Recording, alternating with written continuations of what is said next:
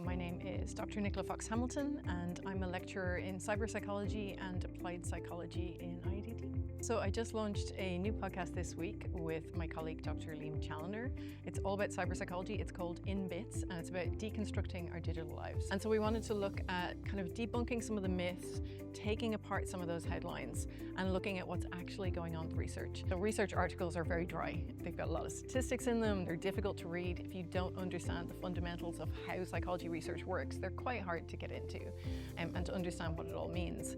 And I think it's important because there's this amazing research happening, and a lot of the time people who are doing the research are too busy to communicate it, or that's not their skill set.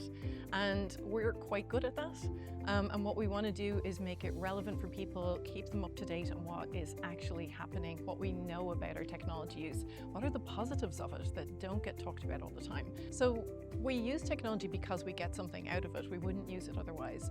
A lot of what we get from it is connection with other people. Obviously, technology has been amazing for industry, right? The ability to communicate with people around the globe, to sell your product or services around the globe, to hire people and have them work remotely around the globe, all of those kind of things. And that comes with immense benefits. It comes with like more multicultural teams, more diverse teams. That tends to be more creative teams, more productive teams, etc. But of course that comes with some issues as well, one of which is cybersecurity. So there's obviously a lot of cybersecurity professionals. It's a hugely growing industry because cybercrime is a massively growing industry. And there is a lot more interest these days in the human factors behind cybersecurity. So why people fall for cybercrimes, how is our psychology used against us and hijacked to get us to act against our own best interests, like clicking on phishing emails, putting in our password where we shouldn't, sending money when we shouldn't. And so understanding the psychology behind that is something that organizations really want to learn about. From the top down, from kind of the culture of the organization, like psychological safety and ensuring that you have a culture where people can speak up, give ideas, give feedback. And so being able to communicate the complexity and the nuance of it is a skill, and storytelling is a way to do that, so that you're connecting it with people's lived experience, so that it's relevant to them, that they can understand it. And it's a skill to take that research, and like science communication is difficult.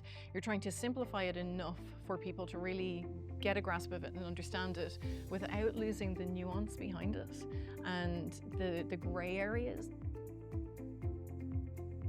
So there's a huge range of expertise in IADT across so many different disciplines. We're hoping to work with film or stage and screen to develop a better background for our podcasts. There's just so many people that have incredible skills that can contribute to so many different projects in different ways. So it's a fully IADT project, and it just shows the kind of range of things that you can do within the Institute. I think it's really important for academia and industry to collaborate because academia has the most up-to-date evidence on what works.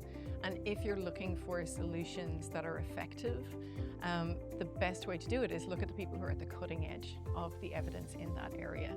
I think by ignoring that, you're missing out on such a wealth of knowledge for people who may not be entrepreneurial, although a lot of the academics here are very entrepreneurial as well, but who have so much to contribute to that space.